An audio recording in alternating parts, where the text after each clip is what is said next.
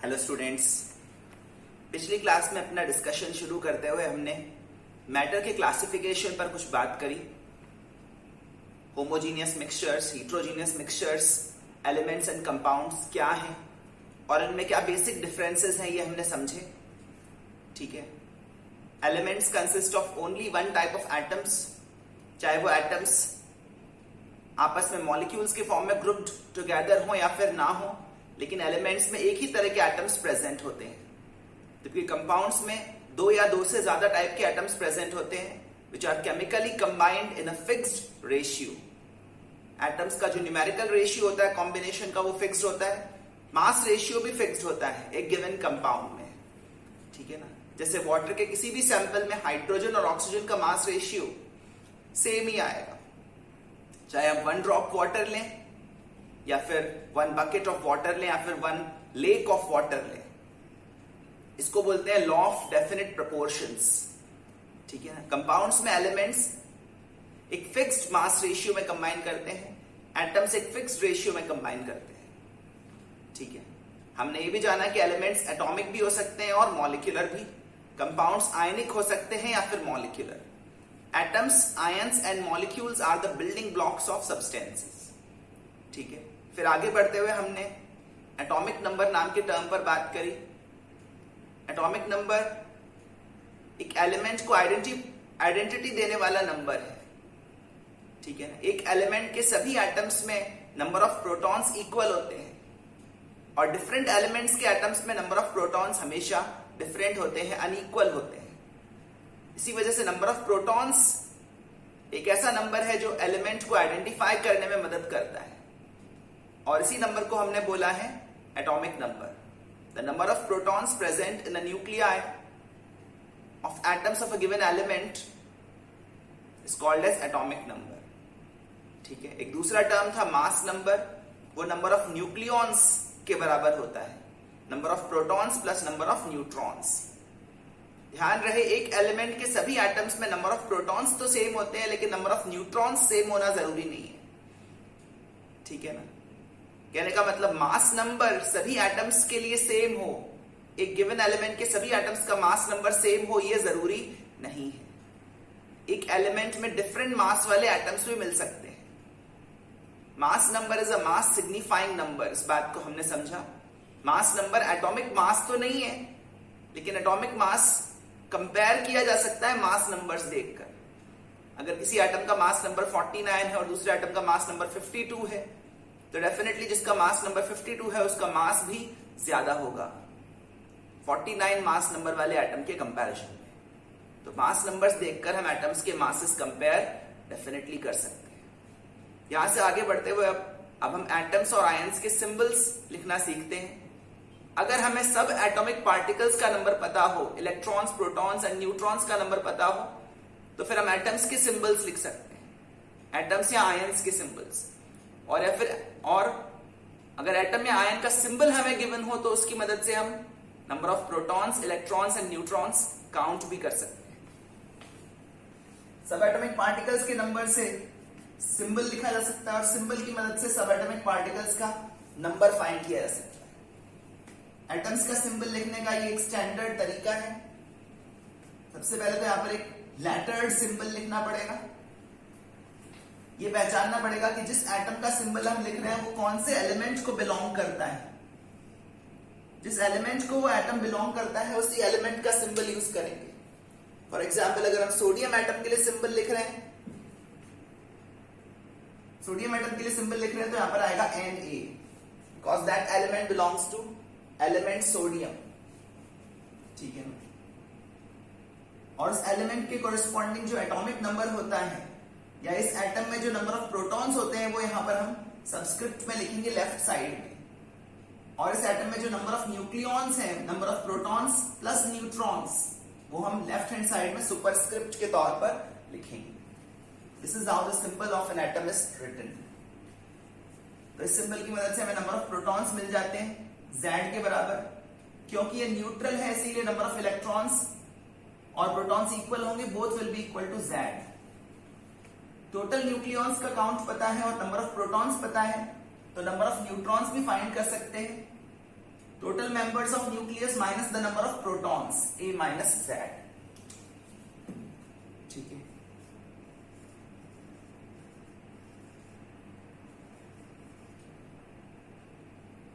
और आयंस का symbol, ions का सिंबल चार्ज को इंडिकेट करेगा। आयन की कोरिस्पॉन्डिंग भी atomic number and mass number तो लिखना ही होगा। राइट हैंड साइड में सुपरस्क्रिप्ट में चार्ज मेंशन करेंगे। अगर n number of electrons remove किए गए हैं तो चार्ज आएगा n plus, n number of electrons add किए गए हैं तो चार्ज आएगा n माइनस। इलेक्ट्रॉन्स ऐड करने से नेगेटिव चार्ज आ जाता है because electrons are negatively charge. Electrons remove करने से पॉजिटिव चार्ज आ जाता है क्योंकि फिर प्रोटॉन्स का नंबर ज्यादा हो जाता है। ठीक है ना, 2 इलेक्ट्रॉन्स रिमूव किए गए तो चार्ज लिखेंगे 2 प्लस, प्लस का साइन बाद में लगाएंगे। 3 इलेक्ट्रॉन्स ऐड किए गए तो चार्ज लिखेंगे 3 माइनस। ध्यान रहे चार्ज जो है वो इलेक्ट्रॉन्स का नंबर घटाने या बढ़ाने से एक्वायर होता है। ठीक है, केमिकल चेंजेस में सिर्फ इलेक्ट्रॉन्स का नंबर ही वैरी किया जा सकता है। प्रोटॉन्स या न्यूट्रॉन्स का नंबर केमिकल चेंजेस में वैरी नहीं हो सकता। तो इस सिंबल की मदद से इनफैक्ट यहां पर हम डबल इंप्लीकेशन साइन भी लगा सकते हैं। अगर सिंबल पता हो तो ये नंबर्स बता सकते हैं और ये नंबर्स पता हो तो ये सिंबल लिख सकते हैं। सिमिलरली यहां भी डबल इंप्लीकेशन साइन लग जाएगा। Left implies right and right implies left. Number of protons तो Z के बराबर है। नंबर ऑफ इलेक्ट्रॉन्स, अगर पॉजिटिव चार्ज है तो इलेक्ट्रॉन सब्ट्रैक्ट किए जाएंगे और अगर नेगेटिव चार्ज है तो इलेक्ट्रॉन्स ऐड किए जाएंगे। इसका ध्यान रखें, यहां पर प्लस माइनस लिखा है और इसके कोरिस्पॉन्डिंग यहां पर माइनस प्लस लिखा है। अगर पॉजिटिव चार्ज आया है तो इलेक्ट्रॉन्स माइनस किए जाएंगे, नेगेटिव चार्ज आया है तो इलेक्ट्रॉन्स प्लस किए जाएंगे। और न्यूट्रॉन्स का नंबर तो वैसे ही फाइंड होगा, mass number minus atomic number. ठीक है, इस तरह से हम आयंस के सिंबल्स लिख सकते हैं। Negatively charged ions are called as anions and positively charged ions are called as cations. ठीक है, तो इसी अंडरस्टैंडिंग पर बेस्ड एक सिंपल क्वेश्चन करते हैं जिसमें हमें एक टेबल कंप्लीट करनी है। टेबल के फर्स्ट कॉलम में हम लिखेंगे सिंबल, सेकंड कॉलम में number of protons, third column में number of electrons, fourth column में नंबर ऑफ न्यूट्रॉन्स और फिफ्थ कॉलम में चार्ज। ठीक है, जैसे सिंबल है 1H3 प्लस। ठीक है, ये हाइड्रोजन एटम से बनने वाला एक कैटायन है।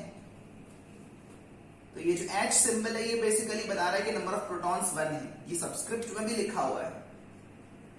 ठीक है, पॉजिटिव चार्ज आने का मतलब इलेक्ट्रॉन रिमूव किया गया है। एक प्रोटॉन और एक इलेक्ट्रॉन होता है हाइड्रोजन के एटम्स में। अब वो एक इलेक्ट्रॉन रिमूव कर दिया गया है तभी एक प्रोटॉन बचा है और उसका पॉजिटिव चार्ज आया है। इसका मतलब नंबर ऑफ इलेक्ट्रॉन्स है 0। नंबर ऑफ न्यूट्रॉन्स कैसे मिलेंगे? 3 में से 1 सब्ट्रैक्ट करने पर 2। और चार्ज जो है वो सुपरस्क्रिप्ट देखकर पता चल रहा है। इस तरह से हमें टेबल को कंप्लीट करना है। जो भी फिल इन, जो ब्लैंक्स होंगे वो हमें फिल करने हैं। ठीक है,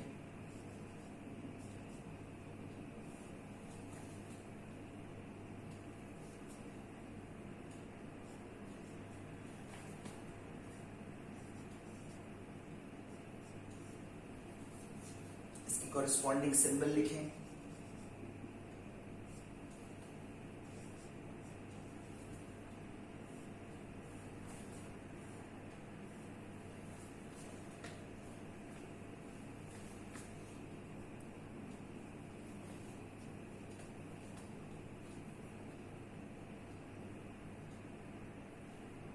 number of protons, number of electrons, number of neutrons and charge। इसी सीक्वेंस को यहां फॉलो कर रहे हैं। यहां पर लिखेंगे सिंबल।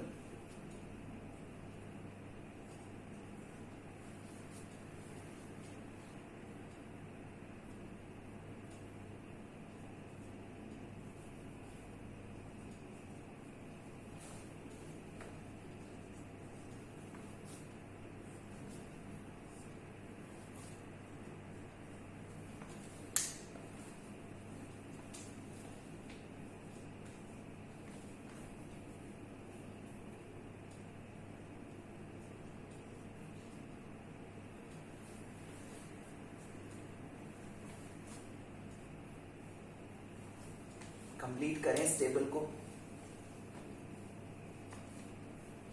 सेकेंड वाले रो में नंबर ऑफ प्रोटॉन्स दिया हुआ है, चार्ज दिया हुआ है 1 यूनिट ऑफ नेगेटिव चार्ज। इसका मतलब एक इलेक्ट्रॉन ऐड किया गया है। इलेक्ट्रॉन्स ऐड करने से नेगेटिव चार्ज आता है, इलेक्ट्रॉन्स रिमूव करने से पॉजिटिव चार्ज। ये बात तो आपके मन में बैठी हुई होगी।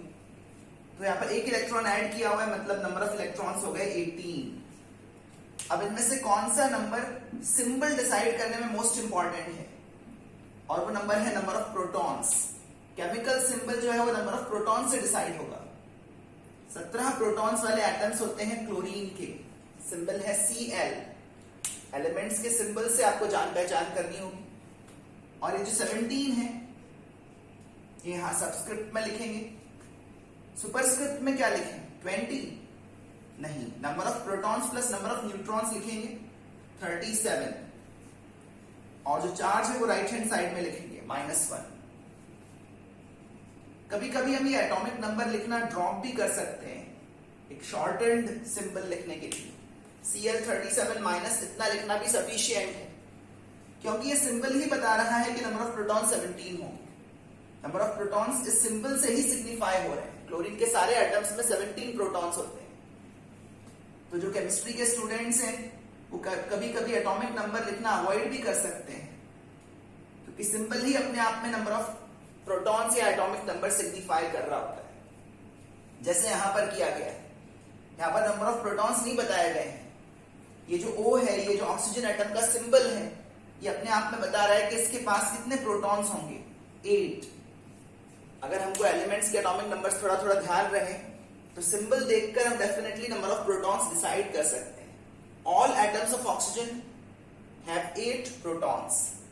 अब इस पर कोई चार्ज नहीं लिखना है, इसका मतलब नंबर ऑफ इलेक्ट्रॉन्स भी 8 हैं, और नंबर ऑफ न्यूट्रॉन्स 18 माइनस 8 10।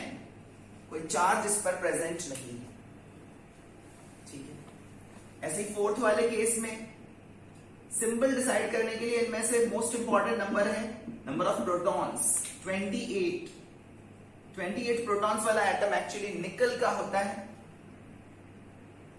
आप सबस्क्रिप्ट में 28 लिख सकते हो और अवॉइड भी कर सकते हो, ठीक है ना। एज अ स्टैंडर्ड प्रैक्टिस हम अभी लिख रहे हैं इसको, लेकिन कभी कभी अगर हम अवॉइड भी कर लें तो आपको कोई प्रॉब्लम नहीं होनी चाहिए। अब आप देखिए इलेक्ट्रॉन्स और प्रोटॉन्स का नंबर कंपेयर करके, इलेक्ट्रॉन्स का नंबर कम है, प्रोटॉन्स का नंबर ज्यादा है। 2 प्रोटॉन्स एक्सेस में है और उन्हीं का चार्ज बचेगा +2 यूनिट्स ऑफ चार्ज, जो यहां पर दिखाएंगे 2+। न्यूट्रॉन्स और प्रोटॉन्स को ऐड करके मास नंबर मिलेगा विच इज 58। ऐसे ही यहां पर भी चार्ज +1 है, इसका मतलब एक इलेक्ट्रॉन कम किया गया है। न्यूट्रल एटम में 19 इलेक्ट्रॉन्स रहे होंगे, मतलब 19 प्रोटॉन्स भी रहे होंगे, और ये 19 प्रोटॉन्स बता रहे हैं कि एटम पोटेशियम का है। सबस्क्रिप्ट में 19 लिखा, सुपरस्क्रिप्ट में क्या लिखे? प्रोटॉन्स और न्यूट्रॉन्स का कंबाइंड नंबर 39, और राइट हैंड साइड में चार्ज। तो इस तरह से हम सिंबल्स गिवन होने पर सबएटॉमिक पार्टिकल्स का नंबर फाइंड कर सकते हैं, और सबएटॉमिक पार्टिकल्स का नंबर गिवन होने पर सिंबल लिख सकते हैं। ठीक है, इस तरह के क्वेश्चंस आ सकते हैं और करना बहुत आसान है। अगर केयरलेस रहे तो गलती भी आसानी से हो जाएगी। सिंपल क्वेश्चंस को अपन को ध्यान से सॉल्व करना होगा, उसमें गलती ना करें। अब आगे बढ़ते हैं और एटम्स के कॉन्टेक्स्ट में ही 2-3 फ्रीक्वेंटली यूज्ड टर्म्स पर बात करते हैं। इनमें से सबसे कॉमन टर्म है आइसोटोप्स। डाल्टन को यह लगता था कि एक एलिमेंट के सभी एटम्स का मास सेम होता है और डिफरेंट एलिमेंट्स के एटम्स का मास डिफरेंट होता है। डाल्टन को लगता था कि मास एक आइडेंटिटी नंबर है, मास के थ्रू हम एलिमेंट को आइडेंटिफाई कर सकते हैं, लेकिन यह बात सही साबित नहीं हुई। एक एलिमेंट के सभी एटम्स का मास सेम हो यह जरूरी नहीं है, और डिफरेंट एलिमेंट के एटम्स का मास डिफरेंट ही हो यह भी जरूरी नहीं है। ठीक है ना। इसी कॉन्टेक्स्ट में टर्म्स यूज आते हैं आइसोटोप्स एंड आइसोबार्स। आइसोटोप्स एक ही एलिमेंट के वो एटम्स हैं जिनका मास सेम नहीं है, और आइसोबार्स डिफरेंट एलिमेंट्स के वो एटम्स हैं जिनका मास सेम है। ठीक है ना? चलिए इसकी प्रॉपर डेफिनेशन देखते हैं। Isotopes are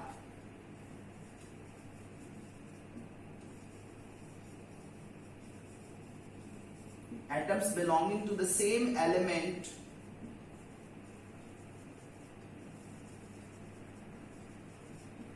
having different mass numbers। Same element के एटम्स हैं, केमिकल सिंबल जो लेटर्ड सिंबल है वो सेम होगा, लेकिन मास नंबर्स अलग अलग हैं। और अगर मास नंबर्स अलग अलग हैं तो फिर मासेस भी अलग होंगे, क्योंकि मास नंबर ही मास को सिग्निफाई करने वाला नंबर है। Atoms belonging to the same element having different mass numbers. ठीक है, दूसरे शब्दों में इसको ऐसे भी डिफाइन कर सकते हैं, atoms having the same number of protons but different number of nucleons.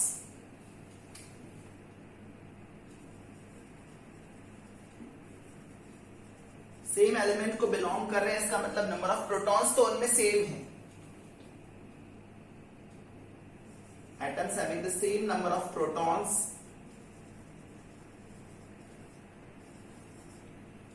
and obviously electrons का नंबर भी इक्वल हो जाएगा, क्योंकि न्यूट्रल एटम्स में जितने प्रोटॉन्स होते हैं उतने ही इलेक्ट्रॉन्स होते हैं। ध्यान रहे, आइसोटोप वर्ड सिर्फ न्यूट्रल एटम्स के लिए यूज में आता है, आयंस के लिए नहीं। आयंस को आपस में आइसोटोप्स नहीं कहते, न्यूट्रल एटम्स को ही कहते हैं। तो आइसोटोप्स में नंबर ऑफ प्रोटॉन्स सेम है, तो साथ साथ नंबर ऑफ इलेक्ट्रॉन्स भी सेम ही होंगे, क्योंकि न्यूट्रल एटम्स में प्रोटॉन एंड इलेक्ट्रॉन का नंबर इक्वल होता है। Atoms having the same number of protons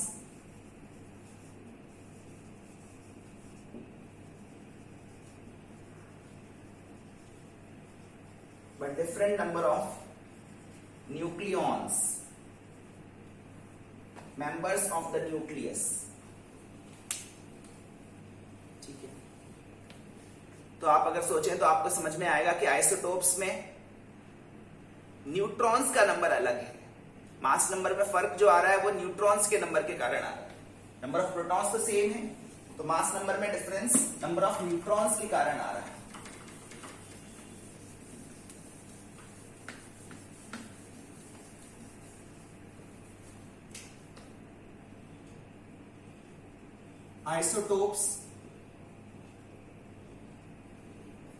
Isotopes have the same number of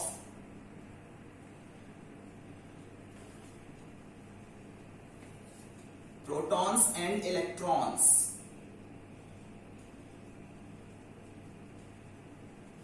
but different number of neutrons।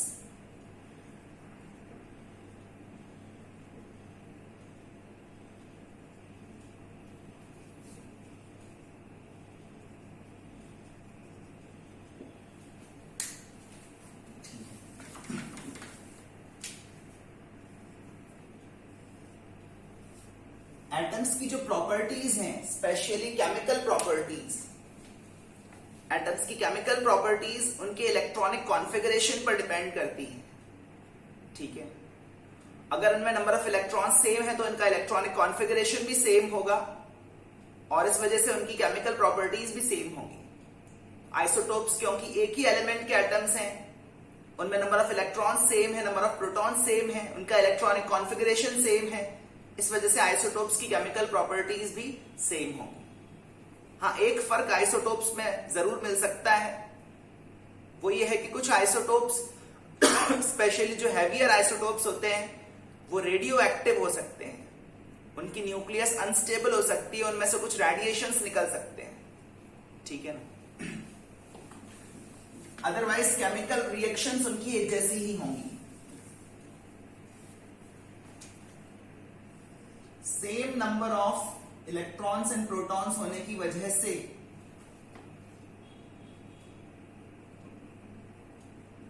isotopes will have the same chemical properties, have same electronic configurations, and hence the same chemical properties.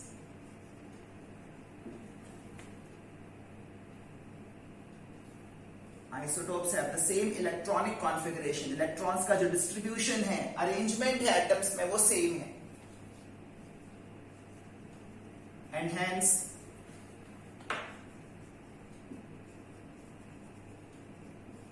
the same chemical properties.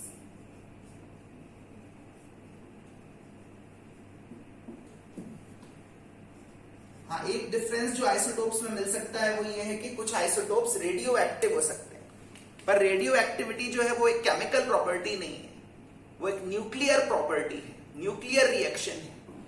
Radio active decay जो है वो nucleus के अंदर होने वाली process है. Chemical reactions में electrons का इन्वॉल्वमेंट होता है, न्यूक्लियस का नहीं. ठीक है ना. तो केमिकल रिएक्शंस जो होती हैं वो इलेक्ट्रॉन्स के इंटरेक्शन से होती है, और जो न्यूक्लियर रिएक्शन होती है वो न्यूक्लियस के डिके से होती है, न्यूक्लियस के ब्रेकडाउन से होती है. तो रेडियो एक्टिव होने को आप डिफरेंट केमिकल प्रॉपर्टी नहीं बोल सकते. Radio activity is not a chemical property, it is a nuclear property. ठीक है ना. जैसे हाइड्रोजन का एक आइसोटोप 1H3 जिसको अपन ट्राइशियम भी कहते हैं, वो रेडियो एक्टिव है. ऐसे ही कार्बन का एक हैवियर आइसोटोप कार्बन 14, वो रेडियो एक्टिव है. ठीक है. तो हैवियर आइसोटोप्स कई बार रेडियो एक्टिव पाए गए हैं.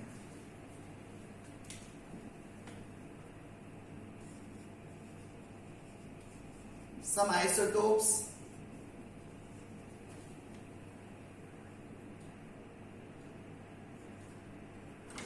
undergo radioactive decay.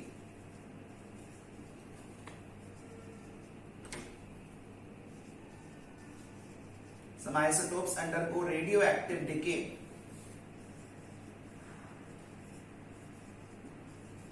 to get converted into stable nuclei. To get converted to a stable nucleus. कुछ आइसोटोप्स के न्यूक्लियस इनहेरेंटली अनस्टेबल होते हैं, उनमें से रेडियो एक्टिव रेडिएशंस निकलते हैं और फाइनली वो एक स्टेबल न्यूक्लियस का फॉर्म अक्वायर करते हैं. ये फर्क आइसोटोप्स में जरूर देखा जाता है कभी कभी. अदरवाइज आइसोटोप्स केमिकल प्रॉपर्टीज के पॉइंट ऑफ व्यू से सेम होते हैं. आइसोटोप्स की एग्जिस्टेंस लगभग हर नेचुरली अकरिंग एलिमेंट में पाई गई है. हर नेचुरली अकरिंग एलिमेंट में डिफरेंट मास वाले एटम्स मिलते ही हैं. ठीक है.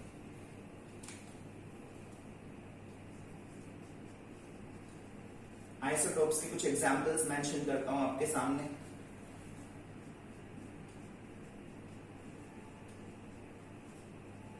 जैसे हाइड्रोजन के 3 आइसोटोप्स होते हैं. 1H1, 1H2 and 1H3. ये नीचे वाला 1 हम अवॉइड भी कर सकते थे. 1H1 को प्रोटियम कहते हैं, 1H2 को deuterium, and 1H3 is called as tritium. ठीक है. इन सब में नंबर ऑफ प्रोटॉन सेम है, नंबर ऑफ न्यूट्रॉन्स डिफरेंट हैं.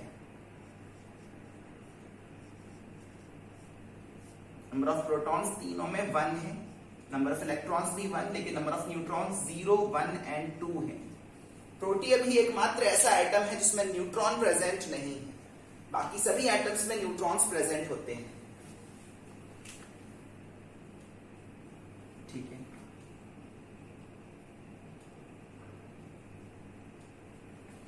क्लोरीन के 2 आइसोटोप्स होते हैं.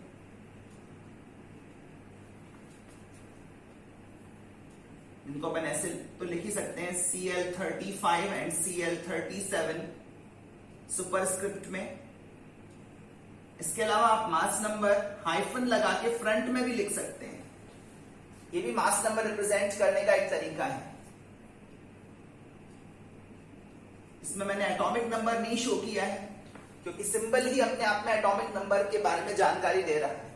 Cl लिखा होना ही इस बात को इंडिकेट कर रहा है कि एटॉमिक नंबर 17 है। क्लोरीन के हर नेचुरली अकरिंग सैंपल में ये दोनों आइसोटोप्स हमें मिलते हैं। दुनिया के किसी भी कोने से आप क्लोरीन का एक सैंपल आइसोलेट करके लाएं, उस सैंपल में आपको ये दोनों ही तरह के एटम्स मिलेंगे, क्लोरीन 35 एंड क्लोरीन 37। हाँ, इक्वल अमाउंट्स में नहीं मिलेंगे। क्लोरीन के किसी भी सैंपल में, नेचुरली अकरिंग सैंपल में क्लोरीन 35 लगभग 75.77% प्रेजेंट होगा और क्लोरीन 37 24.23%। ठीक है। Any sample of chlorine which is naturally occurring will have these isotopes in this percentages. ठीक है ना, क्योंकि ये परसेंटेजेस क्लोरीन के सैंपल्स में अपने आप ही मिलती हैं, नेचुरली मिलती हैं, इसलिए इनको हम बोलते हैं नेचुरल अबंडेंस। ठीक है। Any large enough sample of chlorine, बहुत छोटा सैंपल लोगे तो हो सकता है ये परसेंटेज ना मिले। यानी सिग्निफिकेंट साइज का सैंपल अगर अपन ने लिया तो उसमें ये परसेंटेजेस मिलती ही हैं।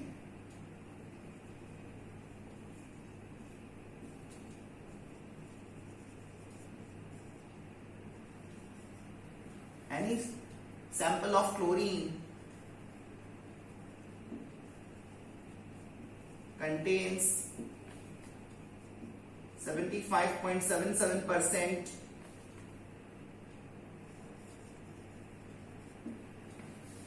atoms, 75.77% Cl35 atoms and 24.23% chlorine 37 atoms.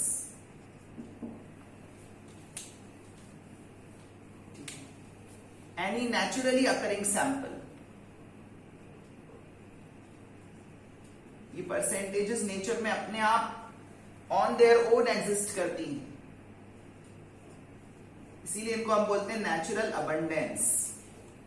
इनको परसेंटेज अबंडेंस भी कहा जाता है। ठीक है।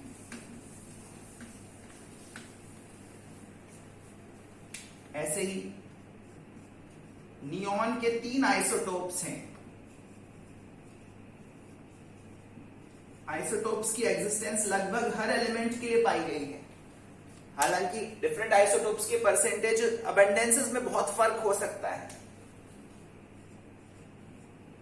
जैसे नियॉन के 3 आइसोटोप्स हैं, नियॉन 20, नियॉन 21 एंड नियॉन 22, और इनकी नेचुरल अबंडेंस या परसेंटेज अबंडेंसेस हैं 90.48%, 0.27% and 9.25% respectively.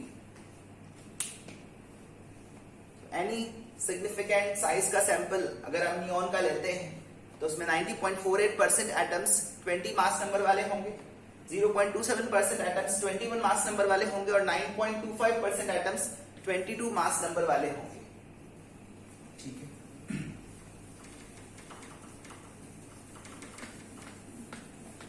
तो एक एलिमेंट के सभी एटम्स का मास सेम होता है क्या? नहीं, नॉट नेसेसरीली। एक एलिमेंट में यूजुअली डिफरेंट मास वाले एटम्स भी मिलते हैं, और यहां पर डाल्टन की थ्योरी गलत साबित होती है। उसको लगता था कि एक एलिमेंट के सभी एटम्स का मास सेम होता है। ठीक है। ये तो बात हुई आइसोटोप्स की। आइसोटोप्स का एग्जैक्टली ऑपोजिट टर्म है आइसोबार्स।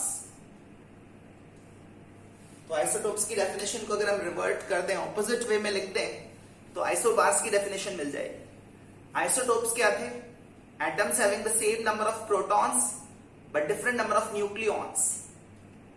बस इसको ऑपोजिट वे में लिख दो, atoms having different number of protons but same number of nucleons are called as isobars.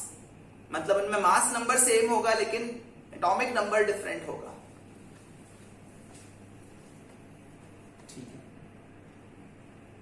Isobars are atoms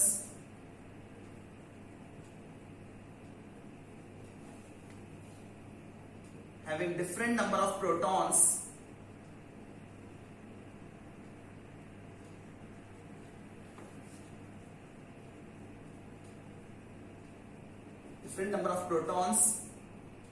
but same number of nucleons.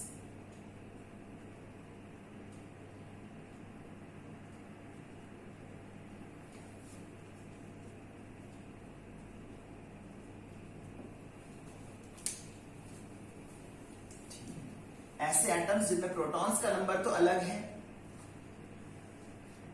लेकिन nucleons का number same है। अगर प्रोटॉन्स का नंबर अलग है तो क्या ये एटम्स सेम एलिमेंट को बिलोंग कर सकते हैं? नहीं। एक एलिमेंट के सारे एटम्स में नंबर ऑफ प्रोटॉन्स सेम होते हैं, यहां तो नंबर ऑफ प्रोटॉन्स डिफरेंट है। इसका मतलब isobars belong to different elements. Atoms of different elements having the same mass number.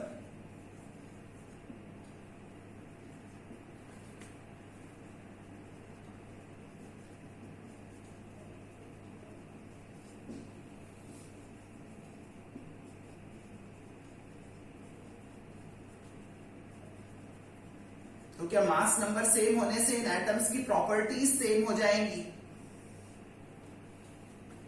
Dalton को ऐसा लगता था, उसको ऐसा लगता था कि प्रॉपर्टीज मास से रिलेटेड हैं। जिन एटम्स का मास सेम होता है उनकी प्रॉपर्टीज सेम होती हैं, जिन एटम्स का मास डिफरेंट होता है उनकी प्रॉपर्टीज डिफरेंट होती हैं। तब तो डाल्टन के अकॉर्डिंग इन दोनों एटम्स की प्रॉपर्टीज डिफरेंट होनी चाहिए क्योंकि इनमें मास डिफरेंट है। लेकिन ऐसा नहीं है, ये दोनों ही एटम्स की प्रॉपर्टीज एक जैसी होंगी, स्पेशली केमिकल प्रॉपर्टीज। ठीक है ना? क्योंकि प्रॉपर्टीज मास से रिलेटेड नहीं होती, प्रॉपर्टीज रिलेटेड होती है इलेक्ट्रॉनिक कॉन्फ़िगरेशन से, वैलेंस शेल के इलेक्ट्रॉन्स से, नंबर ऑफ प्रोटॉन्स से। प्रोटॉन्स और इलेक्ट्रॉन्स प्रॉपर्टी डिसाइड करने में मोस्ट इंपॉर्टेंट है, ना कि नंबर ऑफ न्यूट्रॉन्स, ना कि मास नंबर। मास नंबर सेम होने से प्रॉपर्टी सेम नहीं हो जाती और मास नंबर डिफरेंट होने से डिफरेंट हो जाती है, ऐसा भी जरूरी नहीं है। ठीक है? सेम नंबर ऑफ प्रोटॉन्स होने पर प्रॉपर्टी सेम होती है, डिफरेंट नंबर ऑफ प्रोटॉन्स होने पर प्रॉपर्टीज डिफरेंट होती है। ठीक है?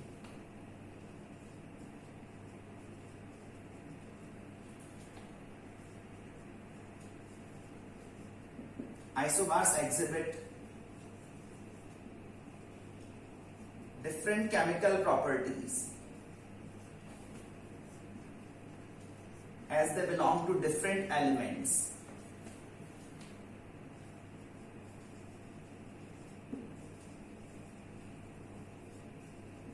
They belong to different elements.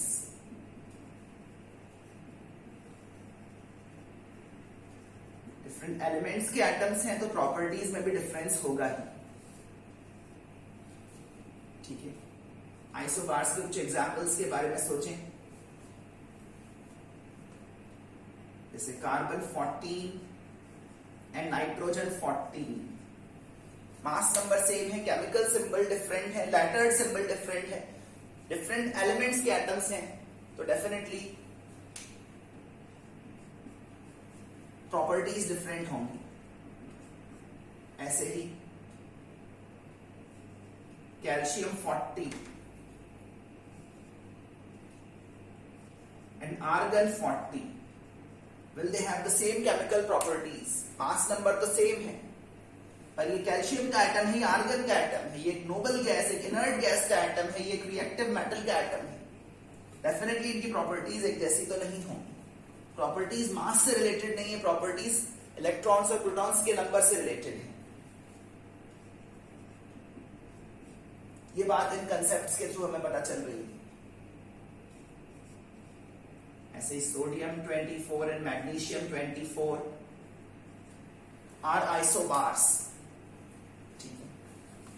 belonging to different elements.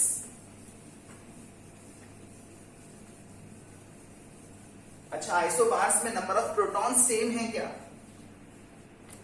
Number of electron same है क्या? नंबर ऑफ न्यूट्रॉन सेम है क्या? उसका जवाब है ये तीनों ही नंबर सेम नहीं है। ठीक है, जैसे अगर मैं कैल्शियम के लिए फाइंड करूं तो कैल्शियम का एटॉमिक नंबर है 20। ठीक है, तो इसमें 20 प्रोटॉन्स हैं, 20 ही इलेक्ट्रॉन्स हैं और 20 ही न्यूट्रॉन्स हैं।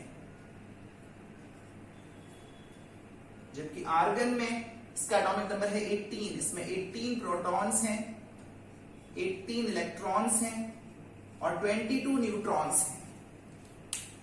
तो किसी भी सबएटॉमिक पार्टिकल का नंबर आप देख लीजिए वो डिफरेंट ही है। Isobars have different number of protons, electrons and neutrons. हाँ, प्रोटॉन्स और न्यूट्रॉन्स का सम इक्वल है, उनका टोटल काउंट इक्वल है। ठीक है, न्यूट्रॉन्स इक्वल नहीं है, ध्यान रहे आइसोबार्स में। न्यूट्रॉन्स जिन एटम्स में इक्वल होते हैं उनको बोलते हैं isotones.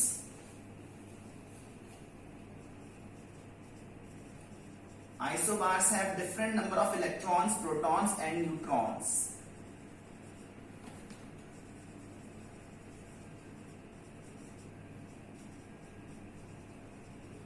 Different number of electrons, protons and neutrons.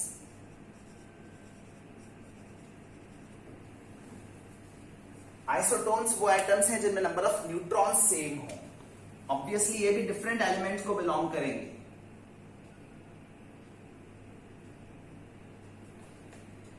Atoms of different elements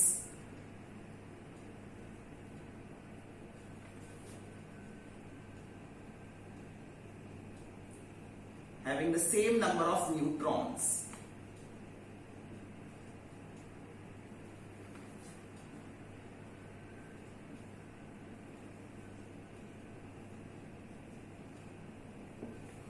neutrons का टोटल काउंट सेम है।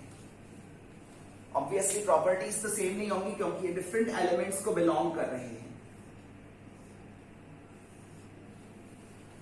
नेवरदलेस इनमें नंबर ऑफ न्यूट्रॉन्स इक्वल है।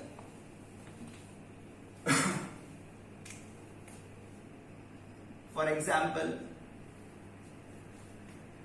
कार्बन 14 एंड ऑक्सीजन 16, इनमें कितने न्यूट्रॉन्स हैं? पोटेशियम 39 एंड क्लोरीन 37, इनमें कितने न्यूट्रॉन्स हैं? 1H3 एंड 2He4, इनमें कितने न्यूट्रॉन्स हैं? ठीक है, इनके एटॉमिक नंबर से 6 एंड 8। अगर आप नंबर ऑफ न्यूट्रॉन्स फाइंड करें, they both have 8 neutrons each. ठीक है, पोटेशियम का एटॉमिक नंबर 19, क्लोरीन का 17। ये नंबर सब्ट्रैक्ट करें, इनमें 20 न्यूट्रॉन्स हैं। इनके भी मास नंबर में से एटॉमिक नंबर सब्ट्रैक्ट करें, इन दोनों ही एटम्स में 2 न्यूट्रॉन्स हैं। ठीक है, तो ये आइसोटोन्स हैं। Obviously they don't have the same chemical properties. इस स्टेज पर एक छोटी सी बात और ध्यान रख लीजिए, आइसोटोप्स, आइसोबार्स एंड आइसोटोन्स, ये वर्ड्स न्यूट्रल एटम्स के लिए यूज होते हैं, आयंस के लिए यूज नहीं होते। ठीक है,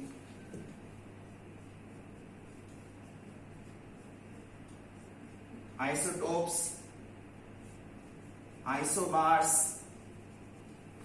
आइसोटोन्स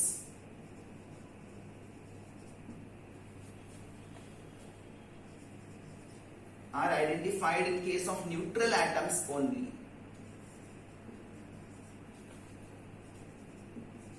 चार्ज स्पीशीज को आपस में हम आइसोटोप्स या आइसोबार्स ऐसे नहीं बोलते।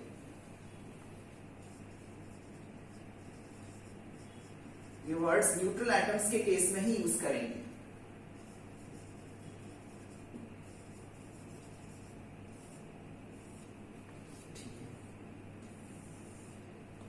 दूसरा टर्म जो है आइसो इलेक्ट्रॉनिक स्पीशीज, वो टर्म एटम्स, आयंस और मॉलिक्यूल्स सबके लिए यूज में लाया जा सकता है।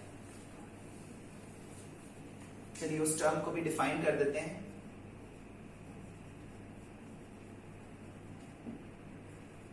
आइसोइलेक्ट्रॉनिक स्पीशीज, जैसा कि नाम इंडिकेट कर रहे हैं, सेम नंबर ऑफ इलेक्ट्रॉन्स, ऐसे एटम्स, मॉलिक्यूल्स और आयंस जिनमें total number of electrons same हो।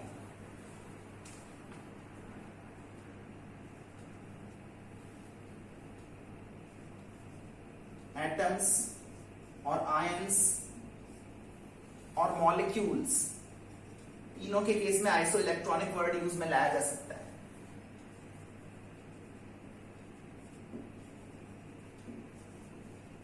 Having the same number of total electrons. Total electrons अगर सेम है तो स्पीशीज आइसोइलेक्ट्रॉनिक है।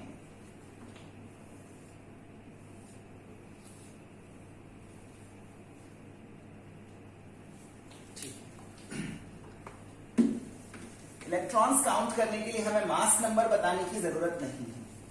तो जब हम आइसो इलेक्ट्रॉनिक स्पीशीज आइडेंटिफाई करेंगे तो उस समय मास नंबर बताने की कोई जरूरत नहीं है। जैसे आप देखिए N3 minus O2 minus F minus neon Na plus Mg2 plus Al3 plus, इन सभी एटम्स या आयंस के लिए मैंने मास नंबर लिखना अवॉइड किया है, क्योंकि मास नंबर का नंबर ऑफ इलेक्ट्रॉन से कोई रिलेशन नहीं। ठीक है ना, नंबर ऑफ इलेक्ट्रॉन्स तो इस सिंबल और इस चार्ज को देखकर पता चल जाएंगे। सिंबल से हमें नंबर ऑफ प्रोटॉन्स पता चल रहे हैं, 7, 8, 9, 10, 11, 12, 13, ये इनके रिस्पेक्टिव नंबर ऑफ प्रोटॉन्स हैं, एटॉमिक नंबर्स हैं। इसमें 3 इलेक्ट्रॉन ऐड किए गए, इसमें 2, इसमें 1, इस तरह से इलेक्ट्रॉन्स ऐड या रिमूव किए गए हैं। And all these species have 10 electrons each, सब में 10 इलेक्ट्रॉन्स हैं। ये आइसो इलेक्ट्रॉनिक है। ऐसे ही CO2 में टोटल इलेक्ट्रॉन्स काउंट करें, N2O में टोटल इलेक्ट्रॉन्स काउंट करें, OCN माइनस में काउंट करें, N3 माइनस में काउंट करें, NO2 प्लस में काउंट करें, टोटल इलेक्ट्रॉन्स, और देखें क्या काउंट आता है। जैसे CO2 के केस में कार्बन के 6, ऑक्सीजन के 8, 16 प्लस 6 22। N2O के केस में 2 टाइम्स 7 प्लस 8, ये भी 22। सभी केसेस में आप देख लीजिए 8 प्लस 6 प्लस 7 प्लस 1, एक एक्स्ट्रा इलेक्ट्रॉन चार्ज के कारण भी ऐड करना पड़ रहा है। 8 प्लस 8 16 प्लस 6 22। यहां पर देखिए 3 टाइम्स 7 प्लस 1 चार्ज के कारण 22। NO2 प्लस में देखिए 7 plus 2 times 8 minus 1 positive charge के कारण, ये भी 22। ये स्पीशीज भी कैसे हैं? Iso electronic. Iso electronic word atoms, ions, molecules सबके लिए यूज में आ सकता है। ये मॉलिक्यूल और ये आयन भी आपस में आइसो इलेक्ट्रॉनिक है, ये एटम और ये आयन भी आपस में आइसो इलेक्ट्रॉनिक है। तो आई थिंक इसमें आपको कोई खास प्रॉब्लम नहीं आएगी।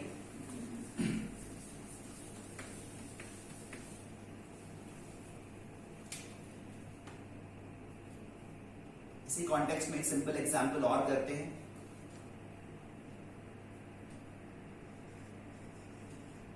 Identify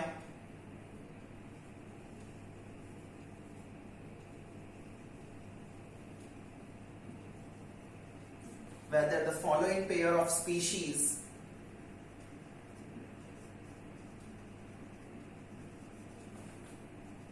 identify whether the following pairs of species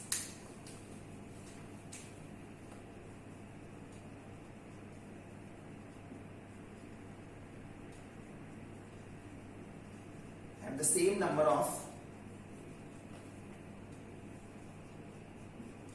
electrons और प्रोटॉन्स और न्यूट्रॉन्स या फिर कुछ भी सेम नहीं है, क्या सेम है और क्या सेम नहीं है ये आइडेंटिफाई करें।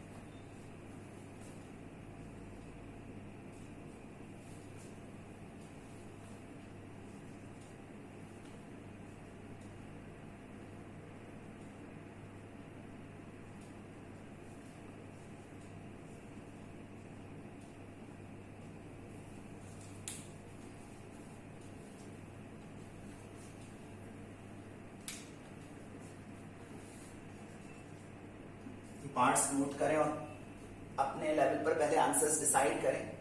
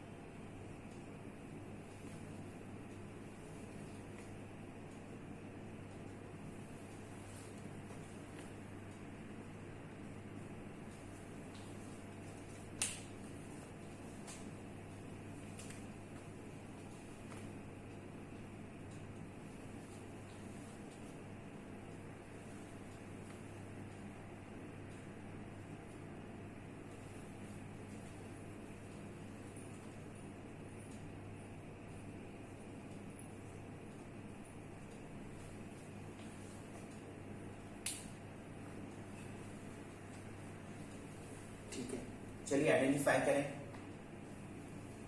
Fe ये जो लेटर्ड सिंबल है ये सेम दिखने का मतलब है कि इनमें नंबर ऑफ प्रोटॉन्स सेम होंगे।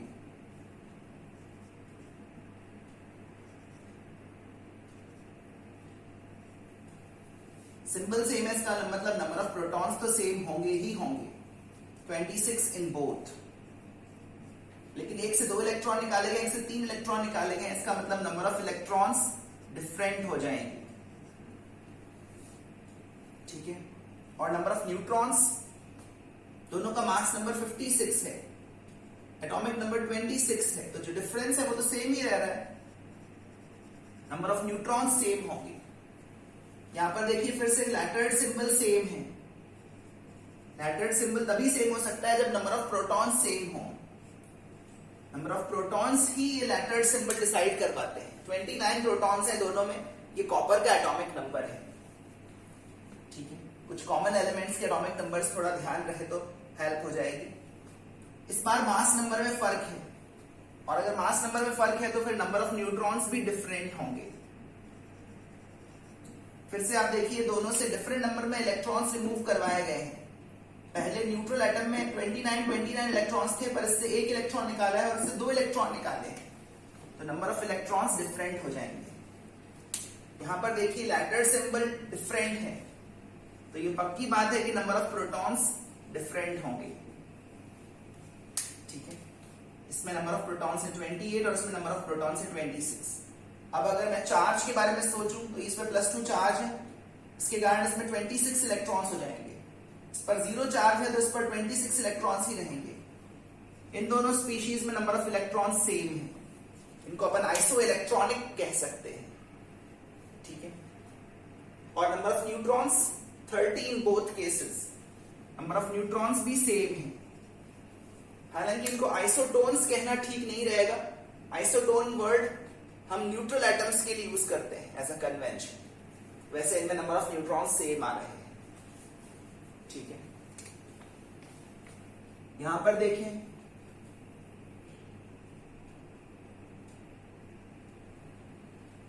Number of protons, number of electrons, number of neutrons. Symbol different है तो नंबर ऑफ प्रोटॉन्स डिफरेंट ही होंगे, इसमें कोई शक नहीं। ठीक है, इसमें से 2 इलेक्ट्रॉन निकाल लिए, 20 में से 2 निकाल लिए तो 18 बचे। इसमें भी 18 ही है। नंबर ऑफ इलेक्ट्रॉन्स सेम है, इनको अपन आइसो इलेक्ट्रॉनिक कह सकते हैं। नंबर ऑफ न्यूट्रॉन्स डिफरेंट है, इसमें 20 न्यूट्रॉन्स है और इसमें 22।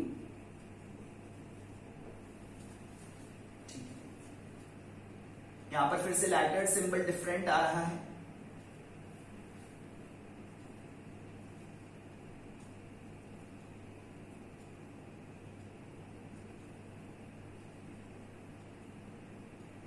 लैटर्ड सिंबल डिफरेंट आ रहा है, इसका मतलब इसमें नंबर ऑफ प्रोटॉन्स तो डिफरेंट होंगे। और number of electrons 19 minus 1, plus का मतलब है माइनस करना है, माइनस का मतलब है प्लस करना है। तो इसमें 18 इलेक्ट्रॉन्स हैं और इसमें भी 18 इलेक्ट्रॉन्स, इनमें भी नंबर ऑफ इलेक्ट्रॉन्स सेम है। ठीक है, और नंबर ऑफ न्यूट्रॉन्स 20 20, दोनों ही केस में नंबर ऑफ न्यूट्रॉन्स सेम है। C14 एंड O16 सिंबल अलग है तो नंबर ऑफ प्रोटॉन्स अलग ही होंगे, और कोई चार्ज नहीं है तो नंबर ऑफ इलेक्ट्रॉन्स भी अलग ही होंगे। लेकिन अगर अपन नंबर ऑफ न्यूट्रॉन्स फाइंड करें तो 8 एंड 8 न्यूट्रॉन्स आ रहे हैं। इन दोनों एटम्स में नंबर ऑफ न्यूट्रॉन्स सेम है। ठीक है, इन एटम्स को हम आपस में आइसोटोन्स कह सकते हैं क्योंकि ये न्यूट्रल एटम्स भी हैं। ठीक है, इस तरह के क्वेश्चंस भी यूजुअली यहां पर बन सकते हैं। उम्मीद है इस तरह के क्वेश्चंस आप इजीली कर लेंगे। ठीक है, तो एटम्स का सिंबल लिखना सीखा, उनसे रिलेटेड कुछ इंपॉर्टेंट टर्म्स डिफाइन किए, सब एटॉमिक पार्टिकल्स का नंबर काउंट करना सीखा। अब आगे बढ़ते हैं हम एटम्स, आगे बढ़ते हुए अब हम एटम्स का मास कैसे फाइंड किया गया उस क्वेश्चन की तरफ आते हैं।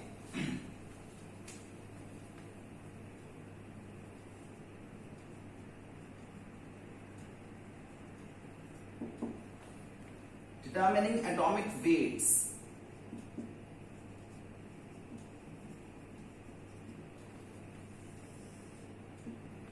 हो सकता है इस सवाल के बारे में आपने आज तक जीवन में ज्यादा ना सोचा हो,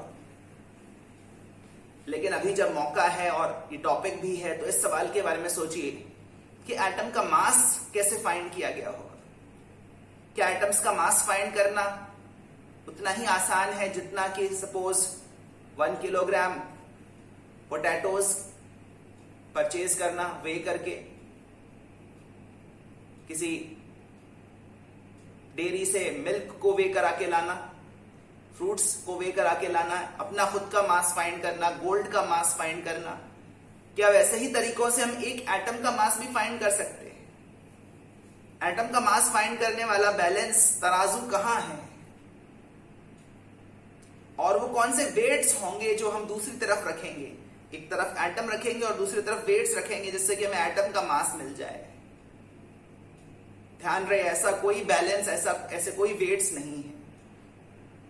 atoms are too small to be isolated. पहले तो एक एटम को पकड़ के लाना संभव नहीं कि भैया एक एटम ले आए पकड़ के हाथ में, उंगली में दबा के ले आए, अब इसका मास फाइंड करेंगे। दूसरा, ऐसा कोई तराजू नहीं है, ऐसे कोई वेट्स नहीं है जिनको हम एक तरफ रख दें और दूसरी तरफ एटम रख दें और हमें एटम का मास डायरेक्टली मिल जाए।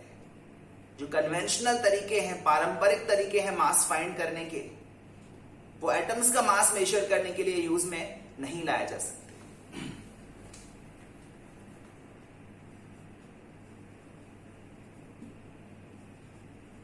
Atoms are too small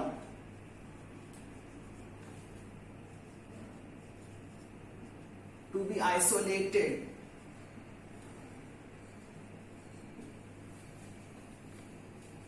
and weighed in a conventional manner. Conventional methods of finding mass atoms पर अप्लाई नहीं हो पाते. Too small to be isolated and weighed in a conventional manner. In fact, absolute उस समय के बारे में सोचिए जब लोगों ने एटम्स का मास फाइंड करने की प्रोसेस शुरू करी होगी, कोशिश शुरू करी. ठीक है ना? उस समय उनके पास कोई तरीका नहीं था कि एक एटम का मास फाइंड कर पाया जाए. इसलिए हम कह रहे हैं कि absolute mass of atoms find नहीं किया जा सकता. एटम्स का मास डायरेक्टली किलोग्राम्स में, ग्राम्स में, पाउंड्स में, मिलीग्राम्स में कितना है, ये डायरेक्ट मेथड से फाइंड नहीं हो सकता. Absolute atomic weights can not be measured.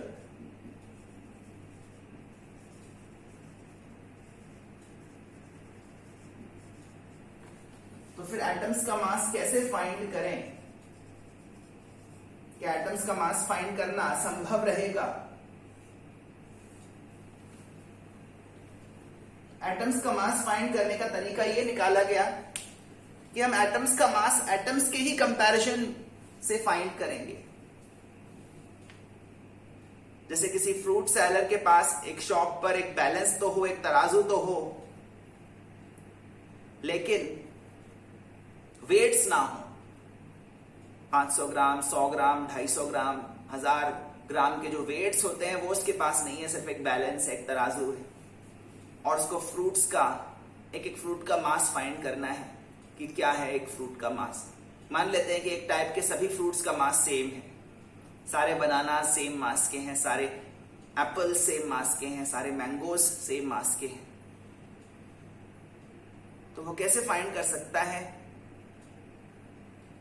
In fruits का मास? उसके पास कोई डिजिटल डिवाइस भी नहीं है, बस एक तराजू है और वजन भी नहीं है, वेट्स नहीं है.